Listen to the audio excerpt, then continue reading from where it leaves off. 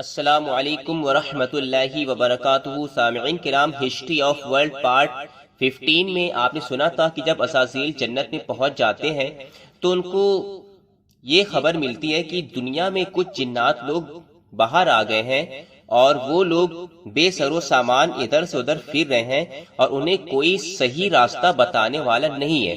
تو انہوں نے دل میں سوچا کہ کاش کہ میں ان کو جا کے سمجھا پاتا کہ تم بھی اللہ پاک کی عبادت کرو اور یہ لوگ بھی سدھر جائیں اور صحیح راستہ چن لیں۔ یہ ان کے دل میں خیال آیا کہ اگر میں وہاں جاؤں گا تو میری جو یہاں کی جو آرائش ہے جنت کی وہ کہیں نہ چھوٹ جائے، اور دل میں بھی اپنے جناتی بھائیوں کا بھی خیال آتا تھا ان کے کہ وہ لوگ کاش کی سدھر جائیں تو وہ لوگ بھی اللہ کے فرما بردار بن جائیں گے۔ اللہ پاک نے ان کی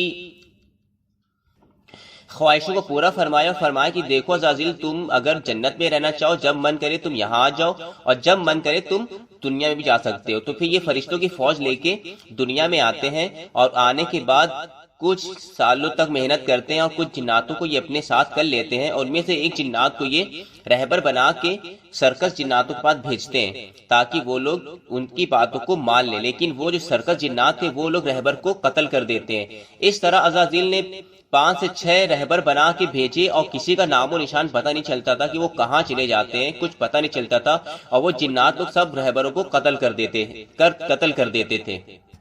آخری میں عزازیل آصف نامی ایک جن کو رہبر بنا کے بھیجتا ہے اور اس کو بہت سمجھا دیتا ہے کہ دیکھو اور رہبروں کی طرح تم بھی جاتے ہی راستہ مت بھول جانا، ہمیں فوراً وہاں کی اطلاع دینا کہ وہاں کیا ماحول ہے۔ خیر آصف وہاں چاہتے ہیں، وہ بھی کافی دن تک ان کا کچھ اتا پتہ نہیں رہتا ہے، لیکن ایک دن آصف وہاں سے بھاگتے ہوئے آتے ہیں اور کہتے ہیں کہ دیکھیے وہاں کے لوگوں کی حالت بہت خراب ہے، اور آج تک آپ نے جتنے بھی رہبر اپنی قوم جنہ کے پاس بھیجے ہیں ان لوگوں نے تمام رہبروں کو قتل کر دیا ہے، بہت سخت طریقے سے ان کو قتل کر دیا ہے۔ آصف کی باتوں کو سننے کے بعد عزازیل کو بہت زیادہ غصہ آیا اور اس کے تن بدن سے آگ کے شعلے نکلنے لگے، اور اس نے اسی وقت اللہ پاک کی بارگاہ میں دعا کری تھی کہ یا اللہ مجھے حکم دے اور مجھے اتنی طاقت دے کہ میں ان سبوں سے انتقام لے سکوں۔ اللہ پاک نے اجازت مرحمت فرما دی۔ اس کے بعد عزازیل نے فرشتوں کو حکم دیا کہ ان سبوں کو ختم کر دو۔ اس کے بعد سبھی لوگ فرشتوں کے ہاتھوں تباہ و برباد کر دیے جاتے ہیں اور سب لوگ چن چن کے نیست و نابود کر دیے جاتے ہیں۔ تو سامعین کرام، اس جنگ عظیم کے بعد دنیا سے گناہوں کا نام و نشان ہی جاتا رہا۔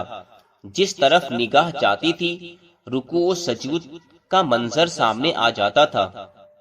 عزازیل اپنی اس عظیم الشان کامیابی سے بے حد مسرت ہوتا تھا اور حسب دستور بچے کھچے افراد کے درس تدریس میں مصروف ہو گیا۔ اب عزازیل ان لوگوں کو تعلیم دینے میں کوئی دقت نہیں تھی، یعنی کہ عزازیل کو ان لوگوں کو پڑھانے لکھانے میں کوئی دقت نہیں تھی، اور عزازیل کو ذاتی طور پر نہایت آسانی کے ساتھ رہبری کرنے لگا۔ بادشاہ حقیقی کو عزازیل کی خدمات پسند آئی اور اس نے عزازیل کو اپنا وزسرائے بنا لیا، اور وزسرائے بنانے کے بعد تمام کائنات عزازیل کے ماتحت کر دی۔ روئے زمین کا چپا چپا عزازیل کی حکومت میں آ گیا، اور 7 افلاک کی باغ دوڑ بھی عزازیل کے ہاتھ میں دے دی گئی۔ جنت اور دوزخ بھی عزازیل کے زیر اثر آ گئے۔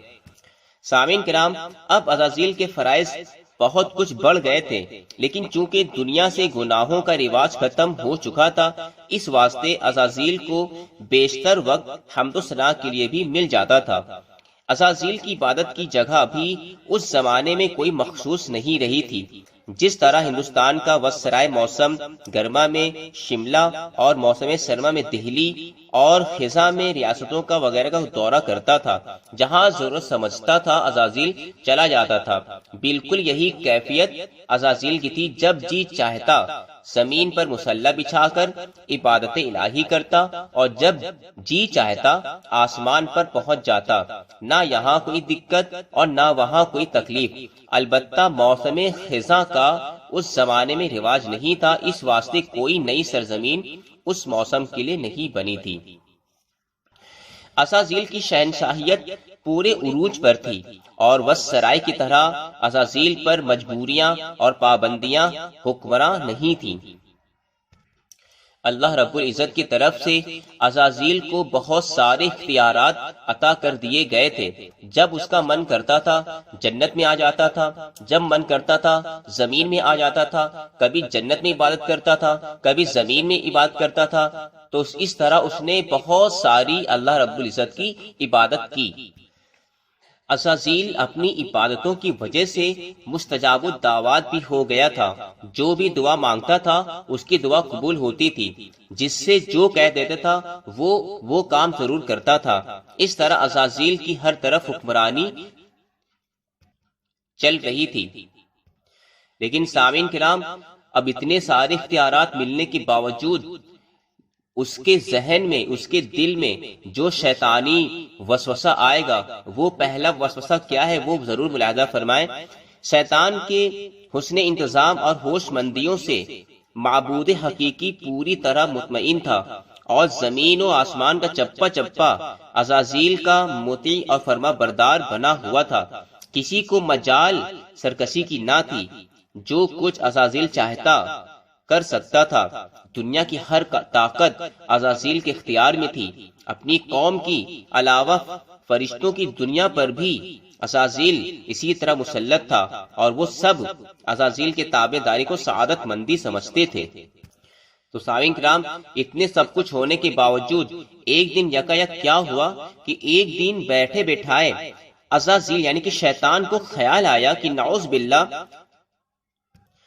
اگر اب کسی وجہ سے شہنشاہ حقیقی یعنی اللہ رب العزت اپنی تمام سرپرستیوں کے ساتھ شہنشاہیت کے کنارہ کسی کر لے، یا اس کی طاقت کسی معاملے میں کمزور ہو جائے، تو میں اس کے بعد بھی اسی اطمینان کے ساتھ حکومت کر سکتا ہوں، کیونکہ اب میں یعنی عزازیل سوچ رہا ہے کیونکہ اب میں کسی معاملے میں نعوذ باللہ خدا کا محتاج نہیں ہوں۔ وہ زمانہ گزر گیا جب میں بات بات میں ان کا محتاج تھا، اور وہ بار بار میری مدد کرتے تھے، اور وقتاً فوقتاً مختلف قسم کی طاقتیں مجھے بخشتے رہتے تھے۔ آج ضرورت سے زیادہ ہر طاقت میرے پاس ہے۔ اب نہ مجھے کسی کی امداد کی ضرورت ہے، نہ کسی کی سرپرستی کی۔ اگر چاہوں تو آج ہی پوری آزادی کا اعلان کر دوں۔ اللہ اکبر۔ سامعین کرام، یہ شیطان کا پہلا وسوسہ تھا جو دل میں آیا تھا اس کے۔ وہ وسوسہ سامعین کرام جس کو سوچ کے روحیں کانپ جاتی ہیں۔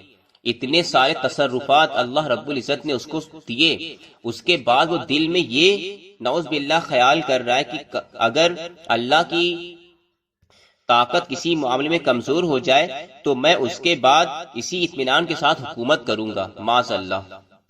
اس نے یہ نہیں سوچا کہ جس اللہ نے مجھے اتنے سارے اختیارات عطا فرمائے ہیں وہ چھین بھی تو سکتا ہے۔ جو دینے پر قادر ہے وہ لینے پر بھی تو قادر ہے۔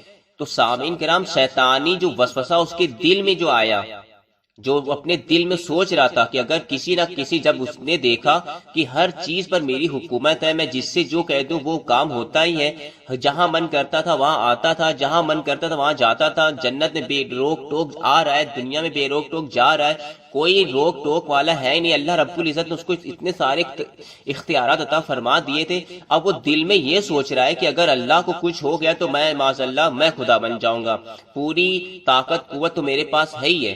اتنے برے خیال لانے کے بعد اس نے یہ نہیں سوچا کہ جو اللہ مجھے اتنے سارے اختیارات عطا فرما سکتا ہے وہ چھین بھی تو سکتا ہے۔ اور سامعین کرام، یہ برا وسوسہ اس کے دل میں آنے کے باوجود بھی اس نے توبہ نہیں کری۔ جیسے ہمارے دل میں بھی کیونکہ کبھی کبھی ہوتا ہے کہ جب برے برے وسوسے آتے ہیں تو لاحول پڑھنا چاہیے، لیکن شیطان کے جب دل میں برے وسوسے آئے تو اس نے توبہ وغیرہ کچھ بھی نہیں کری۔ اور سامعین کرام، یہی وجہ اس کی بربادی کی بنی۔ تو انشاءاللہ تعالی آج کی ہسٹری آف ورلڈ پارٹ 16 میں اتنا ہی بیان۔ انشاءاللہ تعالی شیطان کو جو دوسرا شیطانی وسوسہ آئے گا وہ انشاءاللہ تعالی ہسٹری آف ورلڈ پارٹ 17 میں بتایا جائے گا۔ صحیح جانکاری کے لیے ہماری ان ویڈیو کو ضرور دیکھیں اور اپنے دوستوں میں ضرور شیئر کریں۔ السلام علیکم ورحمۃ اللہ وبرکاتہ۔